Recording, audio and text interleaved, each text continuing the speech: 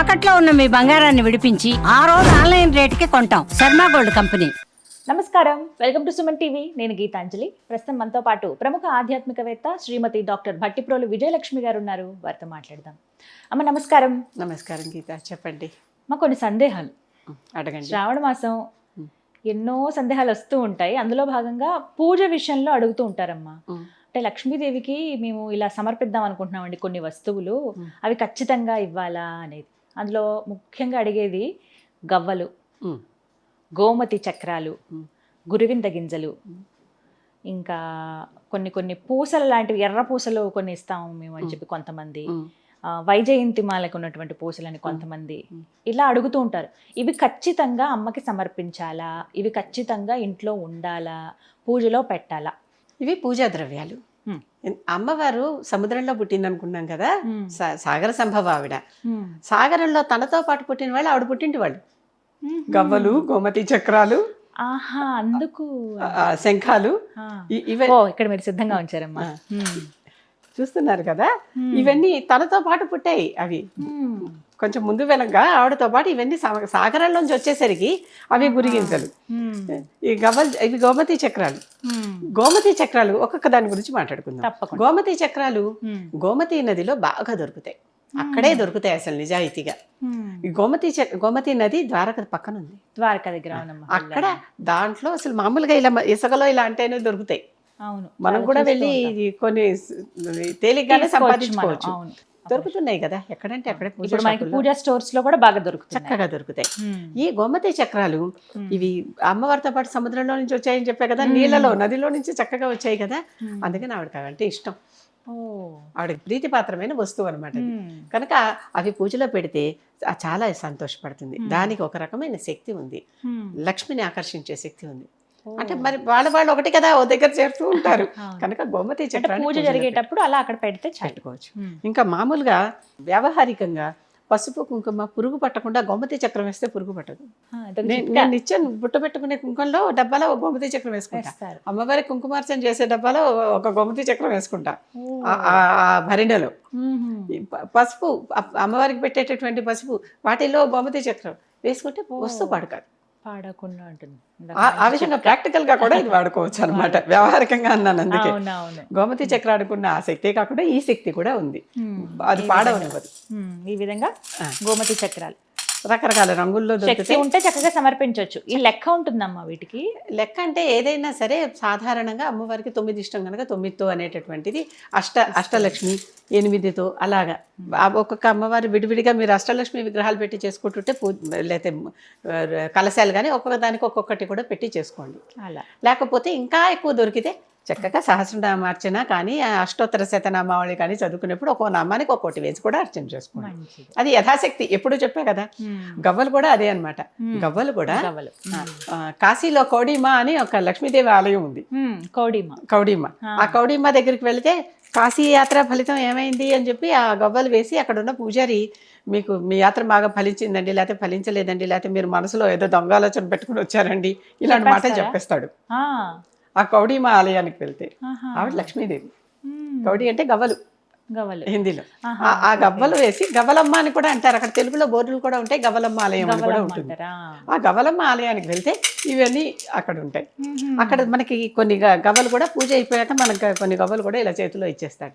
అవి లక్ష్మీ స్థానాలు. ఇంట్లో డబ్బాలో పెట్టుకోండి, పెడతారు కదమ్మా, మీరు మీ పర్సులో పెట్టుకోండి, పూజలో పెట్టుకోండి, లేకపోతే పూజ చేస్తున్న దానికే పూజ చేయండి అని కూడా చెప్తారనమాట. గవ్వల ప్రత్యేకత అది. చక్కగా తెల్ల గవ్వలు, తెల్ల గవ్వలు ఉంటాయి, రంగు గవ్వలు ఉంటాయి, అన్ని రకరకాల గవ్వలు ఉంటాయి కదా. ఇవి లక్ష్మీ స్థానాలు అనమాట. లక్ష్మి ఇష్టపడేవి. గురిగింజలు. ఈ గురిగింజలు బంగారాన్ని కొలవటానికి వాడేవాళ్ళు ఒకప్పుడు. ఇప్పుడంటే మనం స్టాండర్డ్ వేయింగ్ మెజర్మెంట్స్ వచ్చేసి మనకి గ్రాములు ఇలా చెప్పుకుంటున్నాం కానీ, కిలోలు, గ్రాములు, మిల్లీగ్రాములు చెప్పుకుంటున్నాం కానీ, ఒక్కొక్క గురిగింజ సాధారణంగా అవన్నీ ఒకటే బరువులో ఉంటాయి అనేది. సాధారణంగా ఒక్కొక్క గురిగింజ 1.5 మిల్లీగ్రామ్స్ ఉంటుంది. ఒకప్పుడు కొలత అదే. అప్పుడు హిందీలో వీటిని రత్తి అంటారు. రత్తి భర్కా కామ్నే కడతా అంటారు ఒక్కొక్కరిని అనేటప్పుడు కూడా.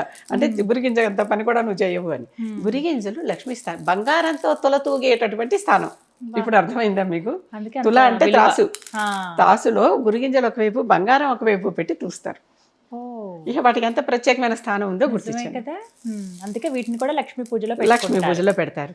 చక్కగా నా లలితా సహస్రనామ స్తోత్రంలో ఫలశ్రుతిలో ఆవిడ చెప్పింది, ఏ పుష్పాలు దొరక్కపోతే మీకు, ఇంకే ద్రవ్యాలు దొరకకపోతే గురిగింజలు ఇవి ఎప్పుడు నిలవుంటాయిగా, ఎప్పటికీ అలా ఉంటాయి. పాడైపోయే వస్తువు కాదుగా, చక్కగా మళ్ళీ కడిగేసి మళ్ళీ దాచేసేయండి. వీటితో పూజ మళ్ళీ అలా చేయండి. వాడుకోవచ్చు కదమ్మా. చక్కగా వాడుకోవచ్చు. దీనిని మళ్ళీ పునః వాడుకోవచ్చు. మ్మ్. అలా వాడుకునే ద్రవ్యాలలో గురిగింజలు. మ్మ్. ఈ గురిగింజల ప్రత్యేకత అది. మ్మ్. ఇంకా వైజయంతి మాల. ఈ వైజయంతి మాల అగస్త్యుడు ఒక ప్రత్యేకమైనటువంటి ఒక ప్రయోగం చెప్పారు. మ్మ్. అంటే ధనం సిద్ధించే ప్రయోగం. మ్మ్. శుక్రవారం నాడు ప్రదోష వేళ 4 వైపులా అమ్మవారికి, ఆ మధ్యలో అమ్మవారిని ప్రతిష్ఠించి 4 వైపులా ఆవునేతి దీపాలు పెట్టి వైజయంతి మాలతో ఒక మంత్రం చెప్పారు ఆయన. ఆ మంత్రాన్ని ఒకసారి ఒక మాల జపం చేసి అమ్మవారికి మధుర పదార్థం ఏమన్నా నివేదన పెడితే, ఇక మనసు నాకేదో ఇప్పుడు డబ్బు కష్టం వచ్చింది, నాకు ఈ డబ్బు కష్టం తీరాలి. మ్మ్. వస్తాయి కదా ఇబ్బందులు, మరి మామూలుగా వ్యవహారంగా ఎన్నో వస్తూ ఉంటాయి ఇబ్బందులు. అర్జెంటుగా తెల్లారే లోపల 10 కోట్లు కావాల్సి వస్తుంది ఎవరికో ఒకళ్ళకి. అంటే ఎంత చెట్టుకు అంత గాలి అని, అంతే. వాడు 10 రూపాయలు వాళ్ళకి. కావాల్సి వస్తే వాడు 10 కోట్లు కావాల్సి వస్తుంది. వస్తాయి. అవును. ఆ లక్ష్మీ తంత్రం వలన ఆ. నిజంగానే నేనే ఉదాహరణ. ఆ. మనం అంటే మనకేదో డబ్బు రావాలి అని చేస్తే తప్పనిసరిగా వస్తుంది, వచ్చి తీరుతుంది. మ్మ్.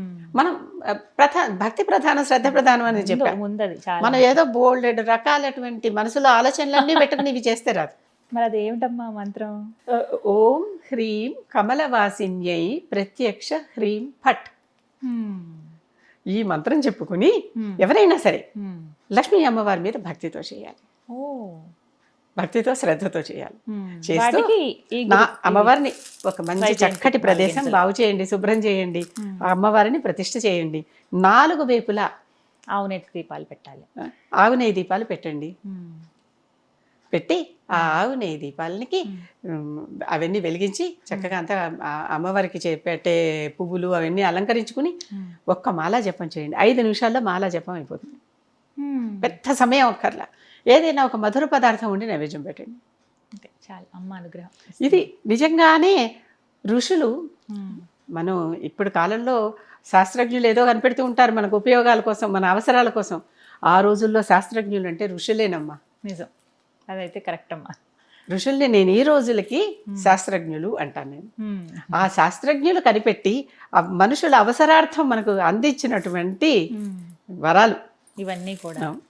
వైజయంతి మాల గింజలు ఇవి మనకు దొరుకుతాయి అమ్మా బయట? దొరుకుతాయి. వైజయంతి మాల రూపంలోనే దొరుకుతుంది. నేను మాల విడిగా లాగా మీకు పూసలు పెట్టాను. ఇది ఒక చెట్టు పదార్థం. మ్మ్. ఒక చెట్టుకి చివర ఇలా వైజయంతి వస్తాయి మొగ్గలు లాంటివి అనమాట.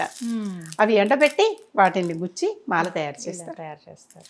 చక్కగా ఇవి మనకు అందుబాటులో ఉంటాయి కాబట్టి అందుబాటులో ఉంటాయి, పూజా తెచ్చుకుని స్టోర్లలో పెట్టుకోవాలి దొరుకుతాయి. ఇంట్లో. కానీ ఈ మధ్య పూజా స్టోర్స్ లో ఒక చిన్న మెలక ఉంది. మ్మ్. మాలలు డెసిమల్ సిస్టంలో 100 పూసలు ఉన్న మాలలు ఇస్తున్నారు. 108 ప్రత్యేకమైన సంఖ్య.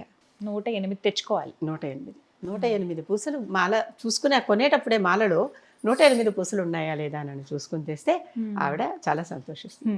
లక్ష్మీదేవి సముద్రంలో పుట్టింది అన్నాను కదా, ముత్యాలు ఇష్టం. ఓ.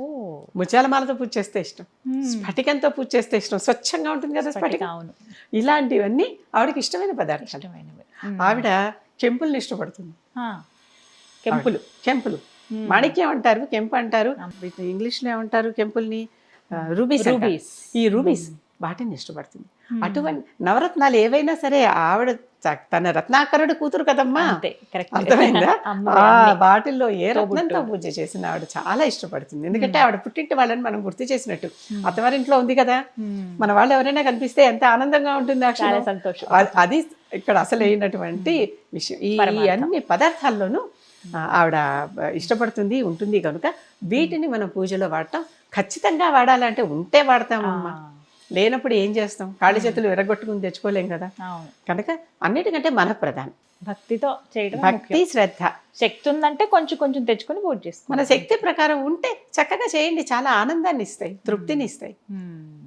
ఎందుకంటే ఆవిడకి ఇష్టమైంది పెట్టామనగానే మనకి అంటే సంతోషం. చాలా మంది వాదన ఏంటంటే అసలు మా రోజుల్లో ఇప్పుడు ఇవేవి చూడలేదు, ఇప్పుడు కొత్తగా తీసుకొచ్చి పెడుతున్నారు అని అంటారు. దానికి నాకు ఒక ప్రత్యేకమైన సమాధానం ఉంది. అమ్మ. చాలా సైంటిఫిక్ సమాధానం ఉంది. కొన్ని వందల ఏళ్ల నుంచి మన సంస్కృతిని మనల్ని నేర్చుకొనివ్వలేదు. మన తాత ముత్తాతలకే మన సంస్కృతి ఏమిటో తెలియదు. ఎందుకంటే కరికులంలో అవి లేవు. అప్పుడు పుస్తకాలు లిపిలు లేకపోవటం వల్ల ఉన్నవేవో పీఠాధిపతులు ఎవరో ఒకరు దాచిపెట్టడం, కొన్ని చోట్ల ప్రత్యేకంగా దాచిపెట్టడం వల్ల కొన్ని యూనివర్సిటీస్లోనూ మిగిలాయి. కానీ కొన్ని తరాల పాటు ఇవి వెళ్ళకూడదు అని చెప్పి అది ఒక్కొక్క తక్షశిల నలంద అటువంటి యూనివర్సిటీలో ఒక్కొక్క ప్రొఫెసరు కొన్ని పదుల పుస్తకాలకి రూపం, సజీవ రూపం. ఎందుకంటే పుస్తకం లిపిలేదుగా, వాళ్ళు లోపల జీర్ణించుకుని నోటితో మొత్తం ఆ పురాణం చెప్పగలిగేలాగా ఉండాలి. అటువంటి వాళ్ళని నిర్దయగా తగలపెట్టి చంపించేశారు.